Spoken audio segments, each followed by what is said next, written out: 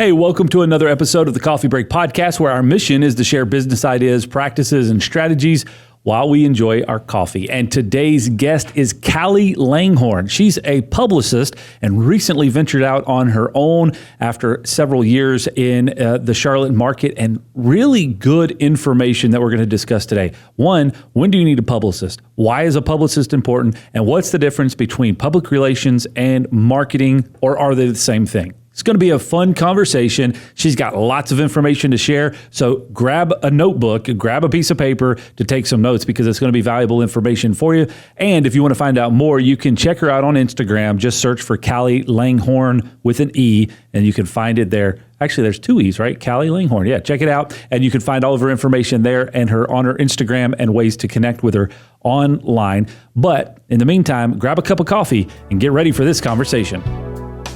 Got so much to say, we got a podcast to make. We're sipping on lattes, and it's time for a coffee break.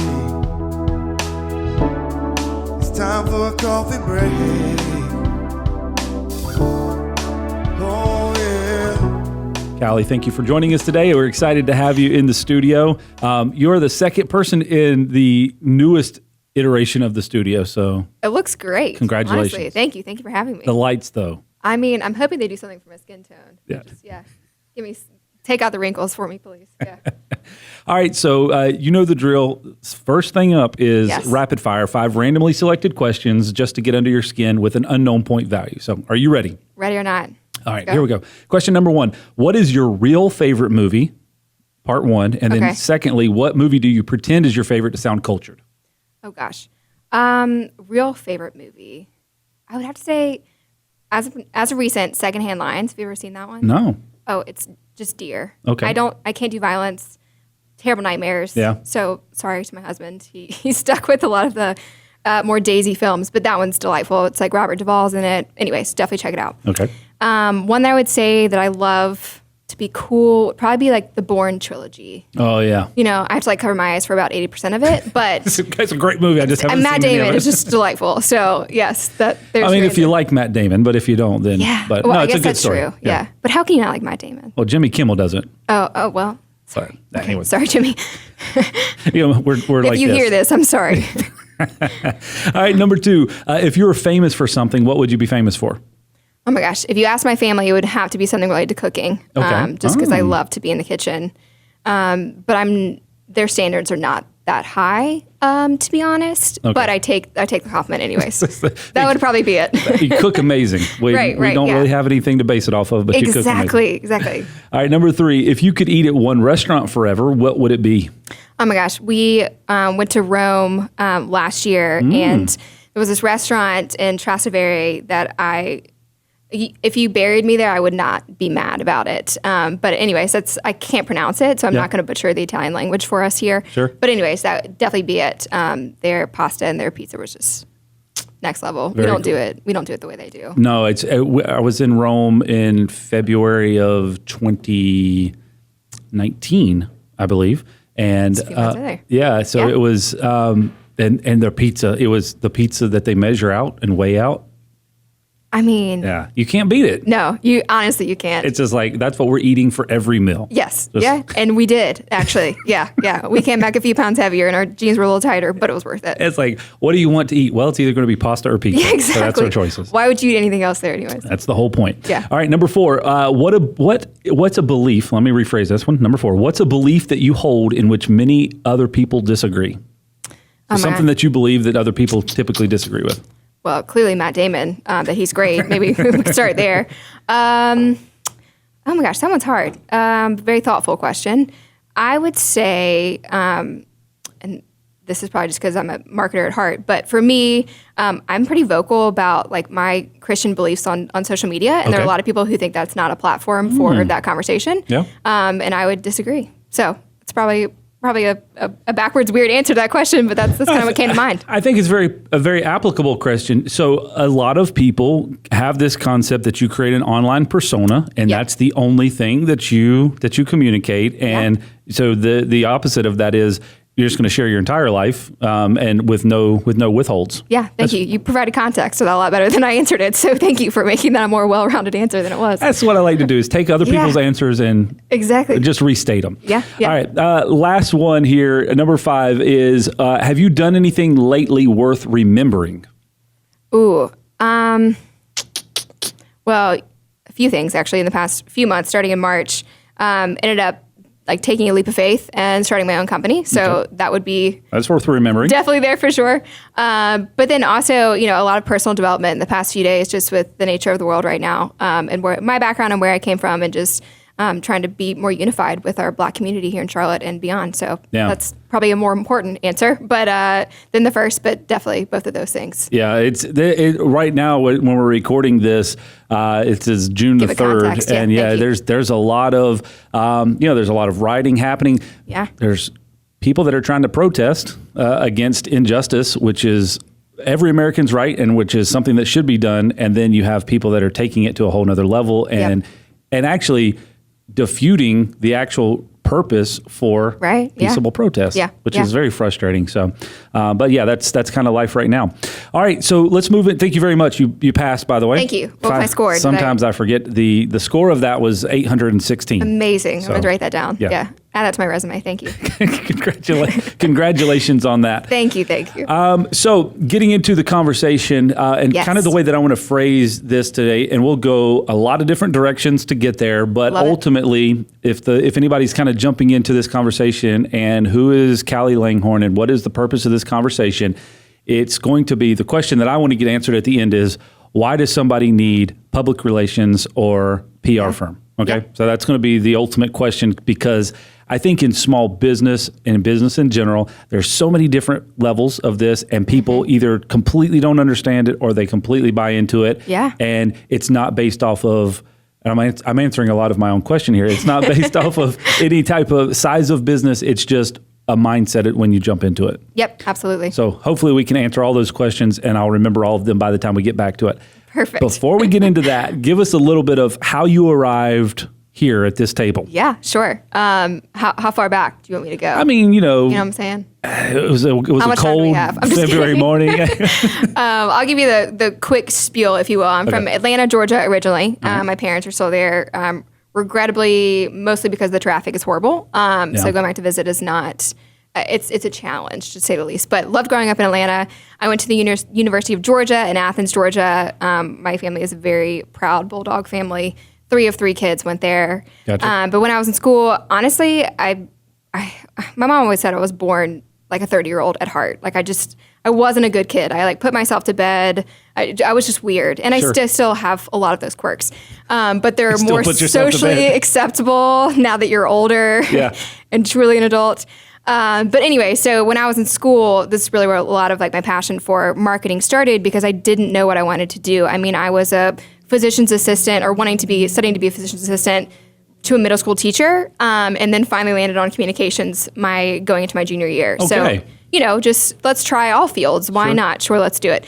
But so I had about 8 internships when I was in school, from my sophomore year to through senior, just trying to figure out what I wanted to do. And it was more of not, oh my gosh, what do you want to do? It was like, okay, what are you good at and what are you bad at? And what career can that be acceptable together, essentially? Sure. Yeah. So landed upon communications. I moved to Charleston week of graduation, very stubborn middle child syndrome. Parents don't do anything for me. I got this. It took me a hot minute to get a full-time job, but I nannied, I dog sat, I house sat. But anyways, besides the point, fell in love with the career in Charleston. Worked with a lot of restaurants, lifestyle, food and beverage, which, I mean, you cannot not love that when you're in Charleston to be in that mix. And truly the people there and their passion for what they do in hospitality, I mean, it's unlike any other city. Yeah. So I think the tactics for how I was trained to work were definitely defined when I was in Charleston, working for a PR marketing firm there. Gotcha. Met my husband in Charleston, and we both knew separately that it wasn't going to be our forever home. Yeah. I do miss a lot of the city when I was there. Sure. I'm very much an old soul, and being in Charleston and not being as active in the drinking community or scene and being as social, it's hard to establish a community. So we really did a trek across the Southeast, where do you want to live? found Charlotte. My dad was actually born here. Oh. My grandmother reminds me very often that I have a lot of family member buried here if I want any type of family reunion, that's here, and that's very real for us.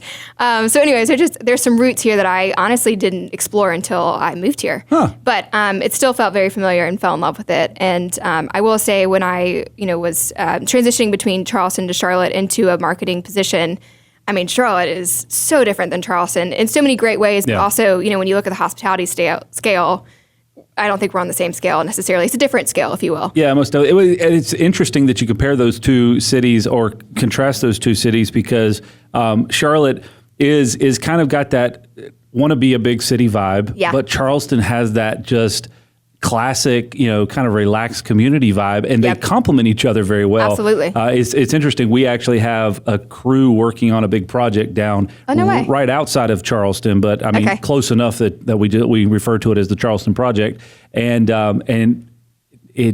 people want to go there. Like it's like, oh, can I get in on that project? Seriously, I don't blame them. Yeah, I'm with them. Do we need to go down there and visit them to see how things are going? Need check-ins. I'm available. I'm ready to go. Exactly. So it's a good thing. So really fun you just kind of happened upon Charlotte by really doing a research of the Southeast, and this was like, okay, this is the place we want to land. Yeah, I'm a major pro-con list supporter, and my husband is even more thorough than I am, which is a good thing because I also am more emotional, so the balance there is needed. Very interesting. But yeah, so I have family in Greenville, I have family in Chattanooga, Tennessee. We looked at Atlanta for about 5 seconds before I said absolutely not. I can't do the traffic. Yeah. Love you, Mom and Dad. Sorry. My husband's from Richmond, Virginia, so we looked there. We looked at Charlottesville just because quaint cities. I mean, we had a time. Yeah. But yeah, Charlotte, for some reason, you just like drive around and we're like, okay, this is it. Yeah. Like there was something about it. So it's intuition. You can take the pros and cons, but you have to make those decisions. It's a feeling too. I'm with you. Yeah. It was a good balance, right? All right. So you arrived in Charlotte, and then you you're really all into the PR, public relations, and marketing. So before we get too far down this path, what is the difference between marketing and public relations? Okay, awesome. PR traditionally is media outreach. Mm-hmm. So that's when I'm like explaining to people what it is. I feel like I constantly am explaining the difference, which is wonderful because I also feel like they're so, you say PR and marketing essentially in the same sentence. Usually, they go tandem. So to differentiate them is I've never put them together before. Really? Yeah. That's funny. Because I follow that. Public relations is, I would always classify it or associate it with press releases. Exactly. Right? Like pitching. Yeah, more of that kind of stuff. Kind of cleaning up some mess that somebody went out and crisis said something. Communication. Yes. God bless that. Yes. But the marketing side, I'm listening to you and I can kind of bring those two things together because it's taking a message of your company, your organization, but trying to connect it to a larger media opportunity. Yeah. And in marketing, the way at least I envision it, I mean, there's so many facets of marketing. Mm-hmm. It could be newsletter outreach. It could be grassroots marketing where you're literally going door to door and you're on the street. I was a Smurf and in the full costume at one point, really practiced grassroots marketing. I embodied that. But there's, social media is a huge proponent, portion of that. And so, marketing is just different outlets that you essentially can control, in my opinion, from like a business owner's perspective. To simply market your message. Yeah. Whereas PR is a little bit different of a beast because, you don't need to have a relationship with, someone at a local Charlotte Observer or Charlotte Fiber, whatever it is, to write your own newsletter, to send that out. Mm-hmm. So that's where the PR piece is a little bit different in the fact that there's a lot more relationships that are built into that and that need to be developed for that to be successful. Whereas marketing is typically something that you can control as your own, business owner. Can you copy this key? That's a question we get asked about 3,422 times a year. And how can you actually be sure that the person who asked that question is supposed to get a copy of that key? Well, we think you should always know who can copy your keys to your business and your home, because it could be your neighbor, an old employee, a contractor, or even worse, your mother-in-law. At Loc-Doc Security, we believe in protected key systems, so you always know who has a copy of your key. To find out more, visit locdoc.net or stop by our Charlotte location. Loc-Doc Security, helping you protect your people and your property. So you've been in Charlotte for 3 years. Yes. But you made a big splash because you were also listed as Charlotte Agenda's or in Charlotte Agenda's 30 under 30. Oh my gosh, yes, that was That's so delightful. Yeah. Such a treat. Yeah, boom, I'm here. Everybody, take note. It was like 14 months in, and I remember that just because I counted it, and I was like, I've only been here 14 months. Yeah. But I will say, when I got to Charlotte, and there are so many amazing publicists and marketers in town. But there are also so many brands that still need voices. And so the proof to me that any publicist was on that list, and not just myself, but anyone on there, just proves that there are so many stories that need to be told still, and that people appreciate that. And so that really was my biggest takeaway from being honored to be on that list, truly. Just that, hey, these stories need to be told. And if I'm the one telling them, if you're the one telling, whoever's telling them, that just still needs to be done. Well, which is super cool. I mean, if you derail this conversation a little bit and go to the Charlotte agenda, and this is very local compared to our audience that is nationwide. Right. Yeah. Charlotte agenda is how would you describe it from your perspective? Honestly, I would say, and I don't think this, would ruffle any feathers, but I think they're the largest following of an online outlet here in Charlotte. They have, a daily newsletter, but a great solid online presence, and their social media presence is huge also. They've recently hired a number of new teammates to really amp up their journalism, and it's been really incredible to see everything they're doing, truly. It's like they're the biggest or the best online newspaper. Yeah. And Ted Williams, I have so much respect for him, and he's been kind enough to sit down with me a number of occasions just to be, more on a one-on-one base to get to know him and just learn from people, because that's one of my favorite things to do, frankly. Yeah. He's built an amazing team over there, and they're doing great work. But so many people are, I don't know, recently, like QC Nerve for me, I don't know if you're familiar with those guys, but they have been following the recent events, and just like the knit and the grime of everything that's been going on. And I just think that's really, really amazing. Just trying to be transparent with it. Well, the reason I bring it up, and we kind of took that detour to talk about it, is they have a massive presence and really a massive influence on the Charlotte market right now as a whole, and to be recognized in that, going out across the entire area, to be recognized in that is a really cool accomplishment. Well, thank you. What does it take to get awareness in 14 months to get exposure like that? Gosh, I'm trying to remember, like even within 3 years, I'm like, what was the timeline of all of this? I just know when I moved here, the company that I worked for at the time, we were like, my biggest push was trying to help give a voice to new brands that were coming in the market, because the current restaurants that were already here and lifestyle brands and all that good stuff, I didn't want to step on toes because I was new. Sure. So genuinely, my thought process was like, okay, if someone's coming in, I can't offend anybody as a newbie in town, because it's it's an equal competition at that point of who gets who. So I remember I was working with like Lifetime Athletic Charlotte in South Charlotte at the time. Booyah Gasha Bar had opened up in South Park that I'd helped them with. Undercurrent Coffee here in Plaza Midwood. And so, I think people like Charlotte Agenda knew who I was because I was sending these, hey, coming soon, or opening tomorrow, or, everyone loves new stuff. It's sparkly, it's fun, it's shiny, it's new. So, genuinely, I think it was just a right place, right time. But I did have to fight for those contracts, to win the business of people who, A, didn't know Charlotte, B, was trusting someone who had been in Charlotte for less than a year at that point.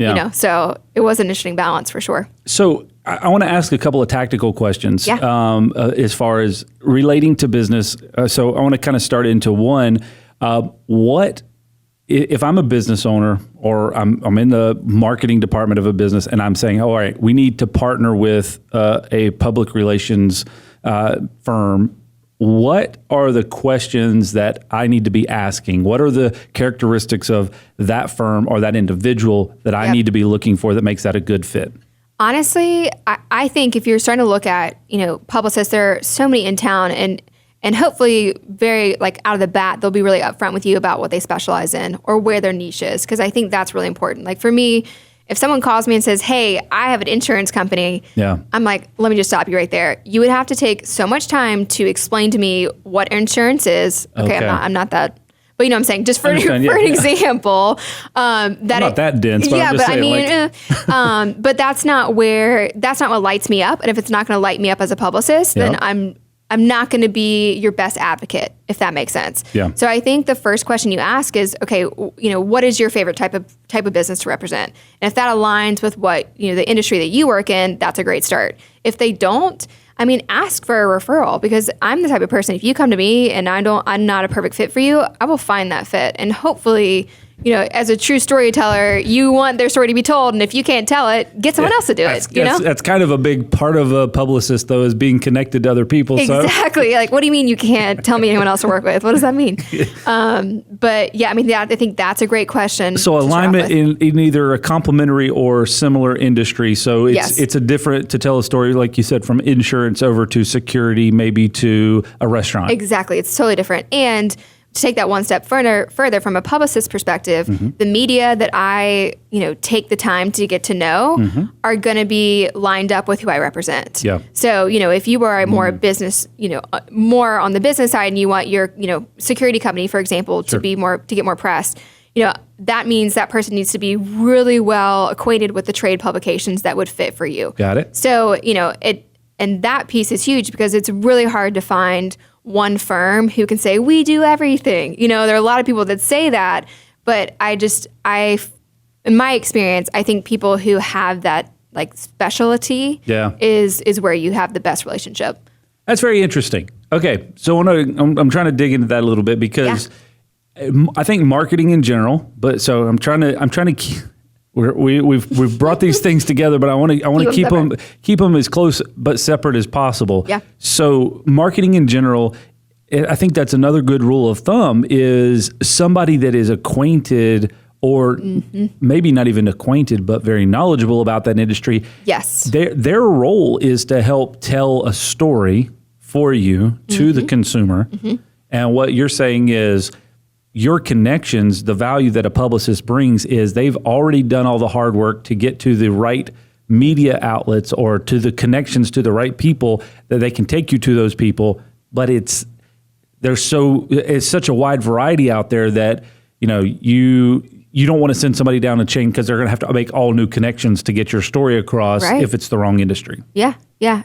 And I think too, it feels a little forced sometimes too, when you have that, it's someone who, you can feel that tension a little bit if you take on a client that's not in your wheelhouse. Yeah. I've just seen publicists who are a little bit more withdrawn with that, company that they're working with, because it's like, oh, I have to do something for them. Crap. It's not like, oh my gosh, I had this great idea last night right before I went to bed. I sent myself an email like, let's tackle that today, kind of thing.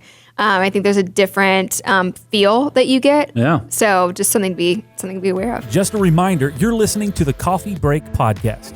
Also, we wanted to let you know that our team puts together a weekly blog post. You can find it at locdoc.net/blog. It's guaranteed to raise your IQ by 12 points or your money back. So it's pretty much a win-win. All right, back to the conversation. So the first question was, what are questions you need to be asking? And it's going to be, what customers, what industries are you serving? And if they're complementary or in the same, that's great. If not, ask for a referral to somebody that is in your similar industry. Yeah, absolutely. All right. What's the next question I would say is, when is a good time for a business to look for a publicist? I love this question. Honestly, well, if this is a common question, I don't just have to throw it out. Okay, sorry. No.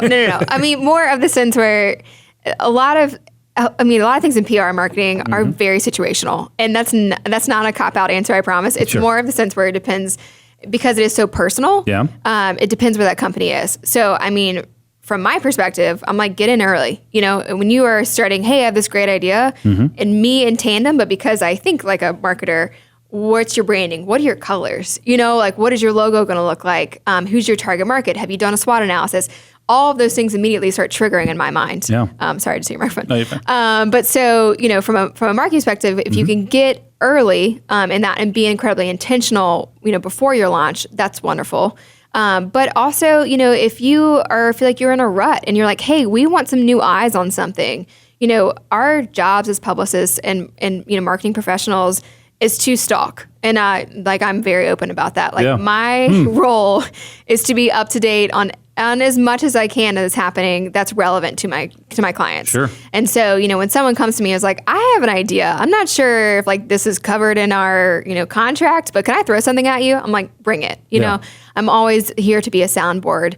And I think that's a really important role that a lot of people need to play, at least in that perspective. So, if you're in a position where you're like, we could use an extra push, or we have this great momentum, I really would like to see this continue, or maybe even get bigger. It just kind of depends on where you are. So if you're in a launching state or a growing state, if you're in a stabilizing state, then maybe not. Yeah. I mean, and it just depends on your goals too. I've had people come to me and they're like, hey, my sales are fine. My goal right now is to increase following on social media. Yeah. And I'm like, okay, I'm not the one to tell you like what your goal needs to be. I'm just here to help you accomplish it. So, not that I can't help that piece of it too, but it just depends on, what their vision is and how can you help them accomplish that. So I've had a lot of conversations with people over the years trying to sell us advertising, and I feel like I can be the most frustrating individual because, it's like, I'm never quite satisfied with the message that we're trying to get across. Yep, so, I can feel that. So my question is, what makes a good client? Like from a marketing perspective? Mm-hmm. Oh my gosh. For me, I'm drawn to people who are passionate. And I know that's like, oh, that's a cute answer. But truly, I meet with people, and if I can't get really excited and rally behind you with what your mission and what you're trying to do, then I'm not going to be the best person to work with you. Yeah. Because as a publicist, the other piece of it is like, I'm a walking billboard for you. If anyone comes to me, it's like, hey, what catering company you work with? I'm like, Roots Catering. Like, it's very off the bat for me. Sure. Where should I go get a sandwich? Reed's Fine Foods. So, for me, seriously, that's kind of how it is. And so as an extension of your brand, or, whatever that means, that's kind of the role that you also play in that piece. So a good client is somebody that is got a good representation that you want to carry. Yeah, exactly. And you're both kind of complementing each other all the time. So you want to make sure that you're very well aligned. Yeah. And I think too, for me, is it a morally sound situation? There's a little more back into it where you're, talking to people, meeting with people. But I have this great Ponzi scheme. I need to market. Oh, you're such a nice person. But so yeah, I think there's that piece of it also. But for me, really, that's it. But I also want to experience it before I sign anybody or work with anybody. Because I want it to be very authentic. Yeah. And I don't want to be like, oh, I've heard about you. I really like you. I'll work with you. Like, no. You need to experience it yourself and have an open dialogue from the get go. I think before you dive in. So I'm trying to think how to create this question without it being just a blatant, like, here's your formula or here's a recipe, but there's so much noise in the world. Yes. Like, what creates a good, valuable story now that's not just like, yes, we're a new business that's opening up. Hey, we're this new restaurant that's opening up. Hey, we're running this thing or whatever. Yep. Like, how do you dig out the value, or what are those things that are going to be important to the audience that just seems like everybody is just overloaded with, this is opening, that's a new thing. Right. Yeah. For me, there's always that story of like coming soon or now open, right? For any company. But what I like to do is I'm more like the nitty gritty, like deep dive. Okay. So, like, okay, who is your chef and what is the inspiration behind his next dish? Or like, why did you choose this location? How many jobs are you bringing to Charlotte? Looking at it at different angles, I feel like is really important. Because a lot of businesses that are opening, especially in Charlotte, are automatically going to get some love. Sure. But it's more about retaining, once you get that exposure, how do you retain it and how do you like continue to get people to come back? So what is your unique offering? Yeah, exactly. Yeah. And also, not even unique, but like people in Charlotte specifically, it's just something I love about our community is how much we love our community. Yeah. Charlotte loves Charlotte.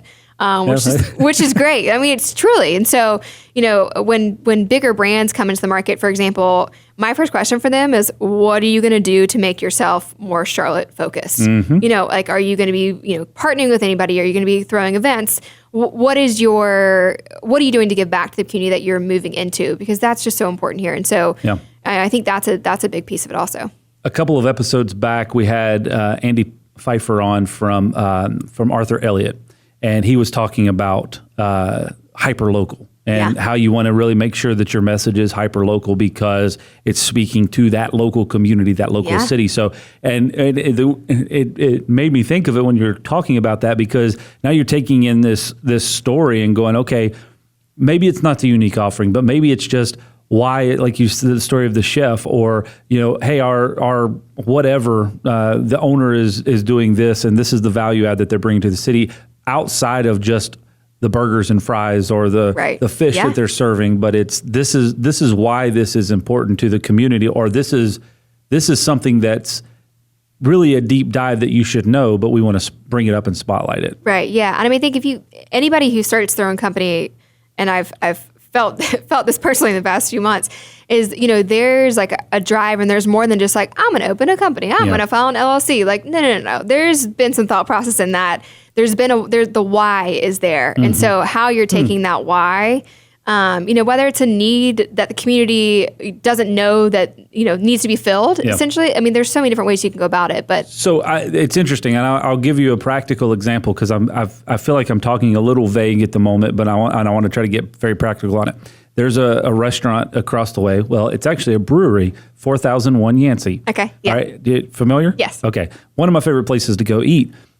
When I first found out about it, I was looking on their website, and they have an executive chef, and they were talking about the way that they have seasonal menus and all this stuff. And I'm like, okay, this is a place that I want to go check out. Yeah. That drew me in there far beyond anything else. And so we take people there fairly regularly. They're like, why are you taking us to a brewery? And I'm like, let me tell you about their executive chef.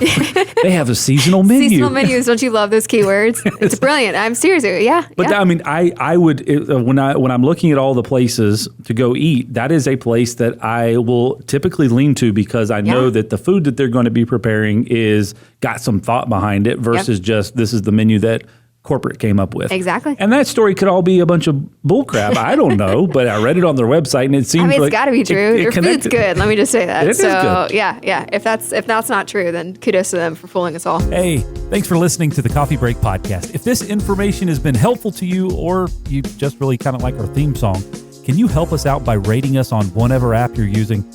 And if you get really fancy, how about sharing a screenshot on Facebook, Instagram, Twitter, or LinkedIn? Okay, enough of all this.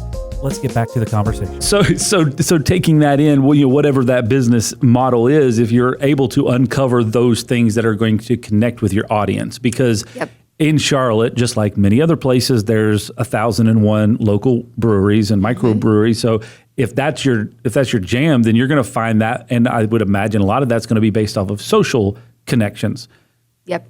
But when you want to find something different and unique, then it's, you're looking in for those specific things. So obviously there's more than just food and restaurants out there, but if it is your business that you make whatever widget and you sell whatever widget, well, what's important about how that story came about is kind of what I'm getting from you. Yes. Glad I'm being transparent enough for you to have the correct takeaways I'm hoping for. But yeah. So, but it takes somebody to actually get in there and ask those questions. So I going back to my original kind of statement that I was digging into this question is I've dealt with a lot of people that are trying to advertise a service that you offer, and they don't really know what you do. Right. So you could go back into the understanding your industry type thing, but they're just trying to get you to sell that thing that you do, that service that you do, and they don't understand what is unique or what is interesting or what is passionate about your business or your organization.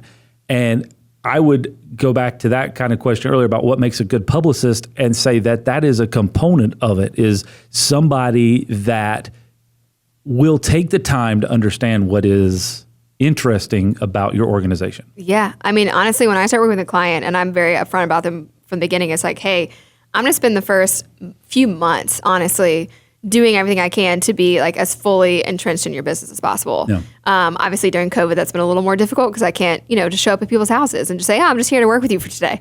But I think that's a really important piece of it. And it's so huge just to listen. I think there's a lot of things you can learn if you're just sitting in the corner and watching. And just watching sounds sketchy. Observing, rather, is probably the right word for that. And so, I think that just builds a really solid foundation for someone to really understand you and your business and where you're coming from. Yeah. And I think that's really, underrated. It's just like the ability to listen and then from there put together a constructive plan moving forward of like, okay, I heard you say this. You've never mentioned that in a meeting, but I picked up on that word a few times, and I'm curious, what does that mean to you? Yeah. What are your hopes for X, Y, and Z? So kind of going back to if I'm a small business, because that's typically our target market and the people that we're trying to, that are listening to this podcast. So they are sitting there going, okay, I'm interested about this. I'm intrigued by this. And I just go online and Google Publicist near me type thing. Like, what are the things that you're going to want to look for, or credibility, I guess, to kind of say this is not just the person that decided that they wanted to do this on the side. Right. I mean, I kind of relate to finding a publicist like finding a dentist. It's you don't necessarily want to go and just Google dentist in Charlotte. You maybe want to text a friend and say, hey, do you have a dentist you recommend?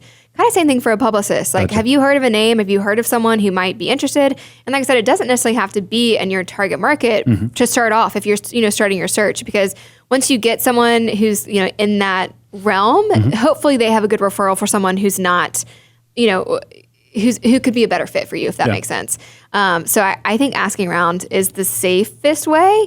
But then, the other piece of it is there are a lot of really large firms that do great work. And, because they're large, yes, some are saying we're a blanket, we do everything. But others are large firms that are still like have a niche. And so, I don't think you could go totally wrong with the Google search. But at the same time, maybe trying A and B and seeing, where you get the best response from. Do you think publicists are good at marketing themselves? Oh gosh. I mean, look at me. This is the first time I've sat down to ever talk about myself from a career perspective. You think about it across the board. I mean, it's not like you're seeing advertising for a publicist all the time. Yeah. Which is comical because you'd be like, okay, you can't even like promote yourself. How are you going to promote my brand? Yeah. But I do think that about social media right now. Like, I think social is kind of like the new website for a lot of people. So, if you're saying that you can market someone, they're going to go stalk you, so how is your feed? How is your grid? What does it look like? But there's also, the flip side of that is we might be so good at promoting ourselves that you don't know. Yeah. So I don't know. We're not going to be in your face, but like you've so subtle. You found our name somehow. Very interesting. I don't know. Just like devil's advocate over here. I think my favorite part of your answer was how you so eloquently added, "What is your feed and what does your grid look like?" And I knew what you meant, but I'm wondering how many people listening have any idea what that means. What do you when you're saying what is your feed? What is your grid look like? So if you're going to just like stalk anybody on social media. When you pull up their page, their feed, you can do one by one if you're on your phone. There's certain options you can click, and there's literally a grid option where you can see all the photos they posted in the past 20 photos or whatever it may be, where you can scroll. And so that's what I mean about that. It's just is it cohesive? A lot of the times there's like a plan. Like for me, I'm not going to post 2 pictures with me in it back to back. It's every 3. There is a strategy behind all of that. Yeah, secret formula. I know, right? Well, I'm not sure it works, so don't quote me on that. You can't do every third because then when you look at your grid, they would all be lined up together. So maybe it's every 4. Yeah, you'd have to break it up into it. Math is hard, so that's why I'm a publicist. I tell people that all the time. Just kidding. I can count. I promise. No, but it's a valid piece of information. Is what does that presence look like? Because when you do stalk people, if it's a brand or a person, that's the easiest thing to do is going, okay, what are they about? Yeah. Right? And I was mentioning that earlier to you. I was like, I pulled up your Instagram and I see there is. You love food. Yes, I do. You like food. You like pizza. So that's great. Yes. You like to go to the water and you have a dog. Yes, I have a sweet puppy, and she's always on there. See, look at there. There, we picked you all out. Exactly. That's my key points right there. Your wedding photos. You're walking on a dock of some sort. I see water. Yeah, water. That's. Did you get married in Charleston? No, we didn't. We got married in Atlanta. Oh, okay. But it was a little outside the city on a golf course over a lake. I have bad memories. There was a wedding that I went to in Charleston in July. Oh, no. I'm sorry. Outside. Why? I've been asking for that for the past 10 years. Every July, man. I remember about it, and it's like, oh, yeah. so much sweat. Just Just so much. It's like, why? Why did we even get dressed up? I don't remember what we were talking about, but we were talking about your Instagram. Yes, Instagram. And I will say too, and this is also going to the fact that, publicists are not necessarily, well, maybe not publicists, maybe it's just me. Yeah. I'm very like black and white. You can ask me any question, which I probably should not have told you on this podcast. But I will say, from a small business perspective, PR is wonderful. And if you're in a position where you feel like, hey, I'm ready to take that next step, definitely look into that. But for starters, start with things you can control. Start with social media. Social is something that you can do on your own. Yes, it is time consuming, and I fully comprehend that. And that's another reason why you might look into hiring a publicist who can just take that on as well. Yeah. So publicists don't just send pitches to media and have coffee with media. There's more to that. You can help with help plan and execute events. You can help run social media platforms, all that kind of stuff, more in the marketing field. But I will say, start from that perspective. Start with your social media. Start with your newsletters, and then from there, if you start dabbling in it and feel like you're getting some traction, that's when you can turn it over to someone and be like, hey, I started this. I think there's something that could catch on. Yeah. Like use your experience and run with it kind of thing. So I want to ask you a couple of questions in closing related to some of what we have talked about already. TV advertising, TV news stories versus the print or social. Yeah. Okay, so I want to ask probably an obvious question and then just try to dive into a little more. Which is better? I think it depends on what your mission is, honestly, and who your demographic is. So that's not like an easy answer for either of those, but I have clients who are like, I only want to be on TV. That's it. Yeah. And I'm like, great, we'll do TV segments as often as we can. And there are some people who say, I only want to have interaction with social media influencers on Instagram or on Facebook. And I'm like, okay. So it's about your mission. Like, who are you trying to connect with and what are you trying to convert? Are you trying to prove that you have seasonal menus and you want to showcase those seasonal menus on TV? Because visuals are huge when you have any type of new menu situations because people want to see it. Gotcha. They want to salivate through the TV with you as you're making these things. But if it's more of a trade piece or more about we are expanding to X, Y, and Z, that I think that resonates better on print because it's more about the copy and the story behind why you're expanding and not about the visuals, if that makes sense. Gotcha. So I know that's a long, complicated answer to that, but to break it down, if you have something that's more visually appealing, go towards TV, go towards social. But if you have something that's more meaty, and that would be more a long form situation, long form piece, go for print and go for online. Okay. So does that make sense? It does make sense because I feel like a lot of times we as business owners get, the only thing that bothers me about your answer is that the client is deciding, what they think that they need to do. And I know that there's a lot of value in that, but a lot of times I think we get so tunnel visioned into, no, this is the only way that we've closed ourselves off to other options. I've always been interested in kind of a saturation across the board where a little bit everywhere is more beneficial because you're touching all demographics. Yeah. This one of my favorite things whenever I sit down and have a meal with somebody is somebody new that I haven't chatted with before is I'll ask them like a series of 10 questions, and it's not always 10, it's whatever I can come up with at the time. But like, how do you get your news? Like, do you watch the evening news? Do you watch the morning news? Do you have a Twitter account? Like, and just kind of go across the board of how they get information. And it's never, I'm going to break the microphone too. Glad it's you, not me. There is not one age bracket. There's no just boxes that people fall in. I know. But there are some interesting cross references, like the people that watch evening news typically are on Facebook or something like that, that I've found through all of my exhaustive research. That's impressive. But I guess my point of all that is, I think a lot of times in the marketing world, as we're trying to get our story across as a business owner or whatever, we think that people operate like us in the same mindset as us all the time. And I think you're ultimately cutting yourself out from a whole nother opportunity. Yeah, if you alienating yourself, essentially. Yeah. Absolutely. I mean, that's the other thing is when you're starting out, I mean, it's about throwing spaghetti against the wall and seeing what sticks, to be completely honest. Yeah. Because if there's no formula that works for everybody. This is not a math equation. Yeah. Once again, back to math. So, it's more of it's like a creative expression. And how are we going to translate that into mediums that make sense? Yeah, most definitely. Well, Callie, I know I've taken a lot of your time today, but it's been very informative for me. So I really appreciate everything that you've shared, and obviously wish you the most of success as you're on your own now and kind of diving into that whole new world. So hopefully our paths will cross more in the near future. Thanks for having me. It's been so much fun. Hey, Callie, thank you very much for joining us today. It has been an absolute blast. I have gotten so many takeaways and excited to be able to take some action on these things, as I hope many of you are as well. Business owners, leaders, managers, these are practical things that you can apply to your business and understand things that you need to communicate and when you need to get in contact with somebody that can help you tell your story even better. So thank you again very much for being a guest and taking time out of your schedule to be with us. If this is your first time watching or listening to the podcast, well, we're nearing over 100 episodes or nearing 100 episodes. So you can check that out at Loc-Doc.net/podcast. Many other guests along these same topics, but business leadership, business practices, things that you can implement and actually apply into your business. And they're very valuable conversations that you can take application away and put it into your business. So go check those out. You can find it all at Loc-Doc.net/podcast. If you're interested in seeing the video version of this, you can go check it out at YouTube and Facebook. Just search for LOC-DOC. And if you're watching this online and you would like to get to the audio version of it, all the subscription links are available at Loc-Doc.net/podcast. You can click the link in the description and it'll take you right there as well.